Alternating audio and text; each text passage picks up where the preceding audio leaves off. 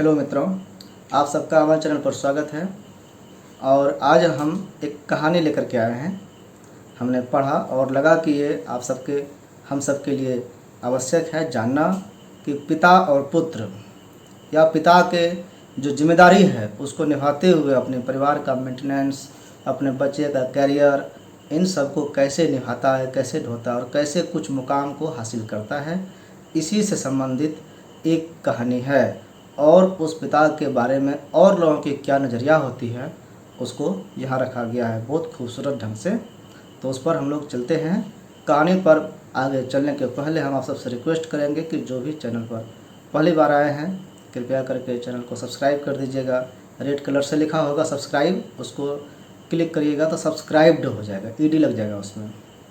उसी के बगल में घंटी का आइकन होगा, उसको छूइएगा तो ऑल आएगा, ऑल ऊपर में लिखा रहेगा, उसको टच कर दीजिएगा। तो इस तरह से आप हमसे जुड़ जाइएगा और फिर नई वीडियो जो आएगी आपको वो मिल जाएगी। तो चलते हैं इस कहानी की ओर। कहानी है पिता।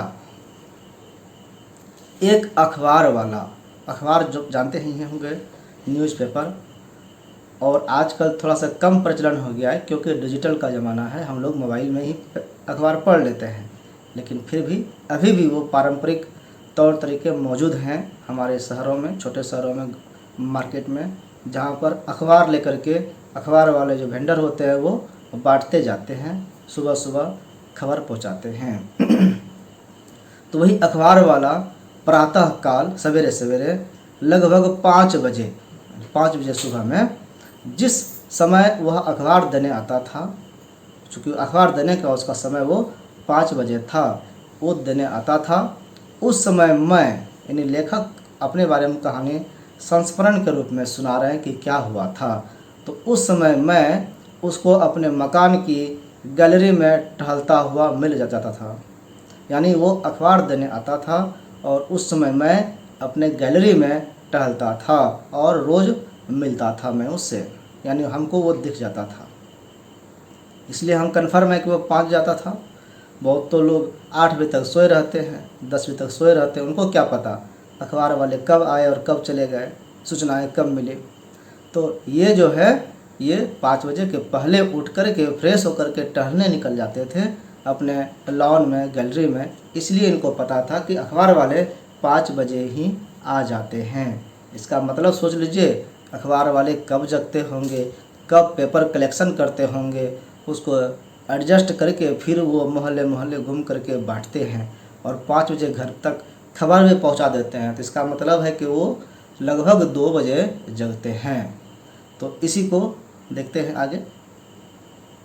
अतः वह मेरे आवास के मुख्य द्वार के सामने चलती साइकिल से निकलते हुए मेरे आवास में अखबार फेंकता और मुझको नमस्ते बाबूजी वाक्य से अभिवादन करता हुआ फर्राटे से आगे बढ़ जाता था, क्योंकि उसको और भी कई घर जाना था अखबार बांटने के लिए। तो अखबार बांटने वाला घर अंदर नहीं आता है, वो वहीं से ऐसे से लपेटता है और फेंक देता है। जहाँ घुसाने वाला रहेगा अंदर से फाट से घुसा देगा, ऊपर से फेंक देगा, किसी तरह से हाथ में पकड़ा देगा, कहीं गेट में चिपकाने वाला रहता है तो उसमें फंसा के चला जाता है।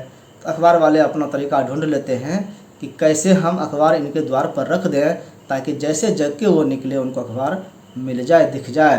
तो ये चूँकि बाबूजी जो ये कह रहे हैं, जो लेखक हैं, ये जगह ही रहते थे, इसलिए इनके तरफ फेंक करके वो चले जाते थे नमस्कार करते हुए, और जल्दी में रहते थे क्योंकि उनको सभी को समय पर पहुंचाना था अखबार। क्रमशः समय बीतने के साथ मेरे सोकर उठने का समय भी प्रातः 7:30 बजे हो गया। लेखक महोदय बता रहे हैं कि धीरे धीरे मैं आलसी हो गया और 5 बजे के अलावे अब 7:30 बजे उठने लगा, क्योंकि अब मैं बुजुर्ग हो चला था। जैसे जैसे उम्र बढ़ा थोड़ा आलस भी होते गया। जब कई दिनों तक मैं उसको प्रातः टहलते नहीं दिखा, अब चूँकि लेट से उठ रहे थे तो प्रातः हम टहल नहीं रहे थे, इसका मतलब अखबार वाले हमको देख नहीं रहे थे। जब कई दिनों तक वो हमको नहीं देखे तो एक रविवार को प्रातः लगभग 9 बजे वह मेरा कुशल क्षेम लेने मेरे आवास पर आ गया। यानी अखबार बांट करके खाली होकर के 9 बजे सुबह में मेरे पास आया मेरा समाचार लेने, हाल समाचार पूछने के लिए। जब उसको ज्ञात हुआ कि घर में सब कुछ कुशल मंगल है, कोई दिक्कत नहीं है। मैं बस यूं ही देर से उठने लगा हूँ, कोई परेशानी मुझे नहीं है। वह बड़े सविनय भाव से हाथ जोड़कर बोला, बाबूजी एक बात कहूँ? मैंने कहा, हाँ बोलो, क्या बात है? वह बोला, आप सुबह तड़के सोकर जगने की अपने इतनी अच्छी आदत को क्यों बदल रहे हैं? आप तो सुबह उठते थे, बहुत अच्छी आदत थी, फिर लेट क्यों उठने लगे? क्या ऐसा मजबूरी हो गया? क्या कारण है जो अच्छी आदत को आप बदल कर बुरी आदत को अपना रहे हैं? आपके लिए ही मैं सुबह तड़के विधानसभा मार्ग से अखबार उठाकर और फिर बहुत तेज़ी से साइकिल चलाकर आप तक अपना पहला अखबार देने आता था। सोचता हूँ कि आप प्रतीक्षा कर रहे होंगे, आप ही के कारण हमको भी आदत लगा सुबह उठने का कि आप सवेरे उठते हैं, जगते हैं, सवेरे आपको अखबार चाहिए होगा। इसलिए मैं आप ही के लिए पहली बार सवेरे उठ करके जाने लगा था और आपको पहले पहुंचाता था अखबार। अब आप लेट करने लगे, ये क्यों? मैंने विस्मय से पूछा, अरे आप विधानसभा मार्ग से अखबार लेकर के आते हैं उतना दूर से? तो हाँ, सबसे पहला वितरण वहीं से प्रारंभ होता है। यानी मैं जो आप देखेंगे छोटे बड़े शहरों में भी जो मेन स्टेशन मार्ग होता है ना, स्टेशन के पास अखबार वहाँ से डिस्पैच होता है, वहाँ पे कलेक्शन पूरा थोक होता है, वहीं से हर जगह जाता है। या फिर जहाँ अखबार का शोरूम रहता है वहाँ पर ये होता है वितरण वहाँ से। तो ये जहाँ के होंगे वहाँ पर बताया गया कि उसी जगह से शुरू में होता है, उसके बाद फिर और जगह बांट के लोग ले जाता है जमा करके, फिर वो फिर बेचता है किसी को। तो बाद में बेचने वाले तो लेट से बेचेंगे, तो पहली बार जहाँ से बिक रहा है वहीं से जाके लाते हैं। तो यही कहे कि वहाँ पहली बार वितरण होता है, वहाँ से लाते हैं। तो तुम फिर जगते कितने बजे हो? 2:30 बजे। अखबार वाले बोलते हैं कि हाँ सर, हम 2:30 बजे जगते हैं, फिर 3:30 बजे तक हम वहाँ पहुँच जाते हैं। फिर उसके बाद क्या करते हो? मैंने पूछा। तो फिर लगभग 7 बजे अखबार बांट कर घर वापस आकर सो जाता हूँ। यानी 7 बजे तक मैं अखबार बांट के काम निपटा लेता हूँ और फिर आके सोता हूँ ताकि नींद पूरा हो जाए। फिर 10 बजे जो है कार्यालय भी जाता हूँ, ऑफिस जाता हूँ काम करने।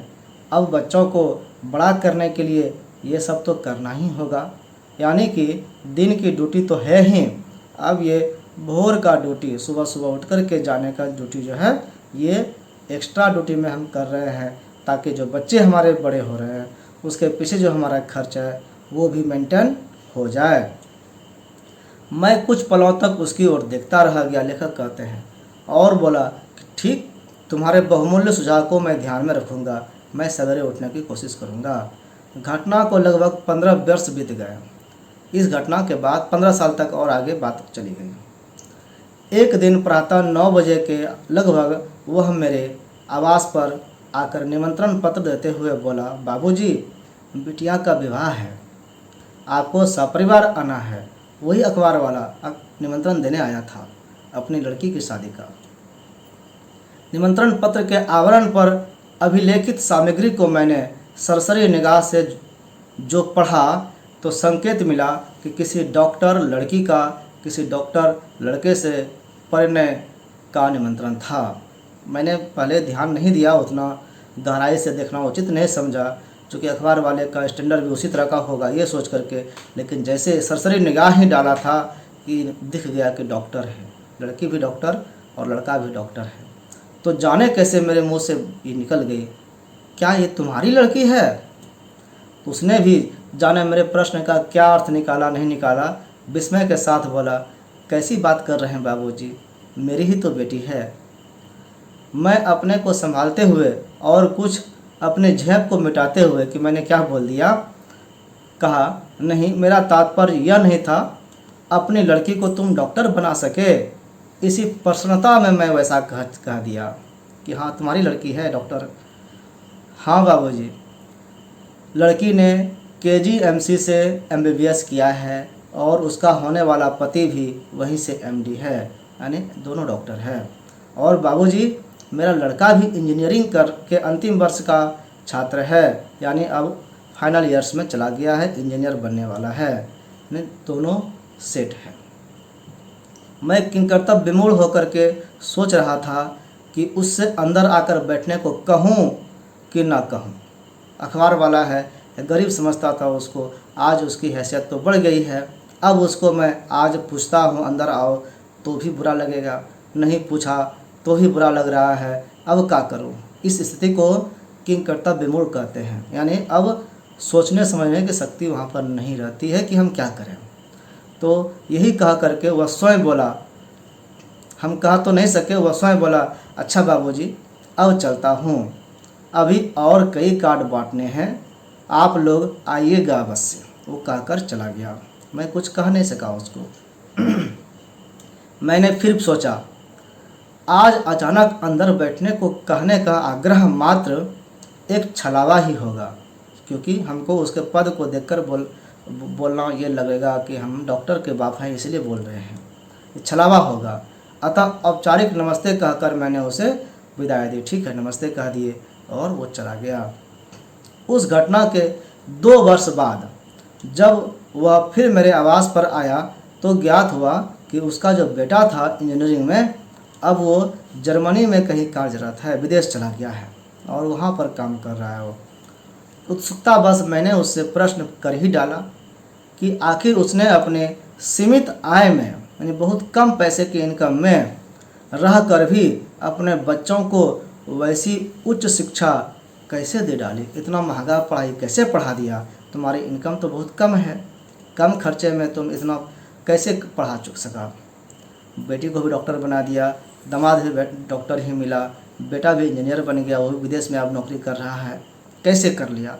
तो बोलता है अखबार वाला कि बाबूजी इसकी बड़ी लंबी कथा है, फिर भी कुछ आपको बता देता हूँ। अखबार नौकरी के अतिरिक्त भी मैं खाली समय में कुछ न कुछ कमा लेता था, इसके अलावा भी मैं कुछ करता था। साथ ही अपने दैनिक व्यय पर इतना बड़ा अंकुश कि भोजन में सब्जी के नाम पर रात में बाजार में बची खुची कद्दू, लौकी, बैगन जैसे मौसमी सस्ती मद्दी सब्जी को ही खरीदकर घर पर लाकर बनाए जाते थे।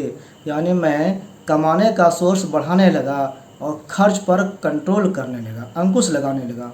ये मेरे बुद्धि का, ये मेरे कौशल का आप नमूना जान सकते हैं। मैंने परिवार को कैसे किया, इसका यही उद्देश्य था कि हमको कम खर्च में काम चलाना है। इसलिए मार्केट में लास्ट में बची खुची सब्जी को लेकर आता था। जो बचा खुचा सब्जी होता है वो सस्ता होता है, हमको खर्चा उसी से चल जाता था। और वो भी मौसमी जो सब्जी होती है मौसम के अनुकूल, वह स्वास्थ्यवर्धक भी होता है और सस्ता भी होता है। अन्य सीजनल चीज़ अगर खाएंगे जो अभी नहीं मिलना चाहिए वो मिल रहा है तो वो महंगा मिलता है, तो वो खाने की क्या ज़रूरत। इसलिए मैं सस्ती सब्जी लेकर खाता था। एक दिन मेरा लड़का जो है वो पड़ोसी गई थाली की सामग्री देकर रोने लगा। अब ये कहानी सुना रहे हैं कि मेरा लड़का जब देखा कि सस्ती सब्जी खा रहे हैं तो एक दिन थाली में सब्जी देखकर मेरा बेटा रोने लगा था और अपनी माँ से बोला कि ये क्या रोज़ बस वही कद्दू। माँ को बेटा बोल रहा है कि माँ ये क्या बना रही हो, रोज़ यही कद्दू बना रही हो, बैगन बना रही हो, लौकी बना रही हो, तरोई बना रहे हो, जैसी निरस सब्जी बना रही हो, कोई टेस्ट नहीं, रूखा सूखा खाना, ऊब गया हूँ माँ इसे खाते खाते। अपने मित्रों के घर जाता हूँ तो वहाँ पर मटर मिलता है, पनीर मिलता है, कोफ्ते मिलते हैं, दम आलू मिलते हैं आदि आदि, और यहाँ कि बस क्या कहूँ। माँ को ये लड़का बोल रहा था, मैं सब सुन रहा था, रहा नहीं गया और मैं बड़े उदास मन से उसके पास जाकर बड़े प्यार से उसकी ओर देखा और फिर बोला, पहले आंसू पोंछ फिर मैं कुछ आगे कहूँ बेटा। मेरे ऐसा कहने पर उसने अपने आंसू स्वयं पोंछ लिए। फिर मैं बोला, बेटा सिर्फ अपनी थाली देख, दूसरे की थाली देखेगा तो तेरी अपनी थाली भी चली जाएगी, ये भी नसीब नहीं होगा खाना। दूसरे का देखकर खाओगे तो उसके खाने के चक्कर में फिर दोबारा खाना नहीं मिलेगा। एक दिन तो हम पनीर खिला देंगे, दूसरा दिन क्या खाओगे, तो जो मिल रहा है ये भी नहीं मिलेगा। इसलिए दूसरे की थाली को नहीं देख, और सिर्फ अपने ही थाली देखेगा तो क्या पता कि तेरी थाली जो है वो किस स्तर तक अच्छी होती चली जाएगी। यानी कि तुम जब इसी तरह जियोगे और पढ़ोगे, अच्छा बनोगे, तो तुम्हारी थाली ऑटोमेटिक रूप से बढ़ती जाएगी, अच्छी होती जाएगी। दूसरे की थाली देखने के पीछे मत पड़। इस रूखी सूखी थाली में मैं तेरा भविष्य देख रहा हूँ, इसका अनादर मत कर। बेटा को मैंने समझाया, इसमें जो कुछ भी परोसा गया है उसे मुस्कुरा कर खा ले। उसने फिर मुस्कुराते हुए मेरी ओर देखा और जो कुछ भी परोसा गया था उसे खा लिया, रूखा सूखा ही सही, प्रसन्न होकर खाया।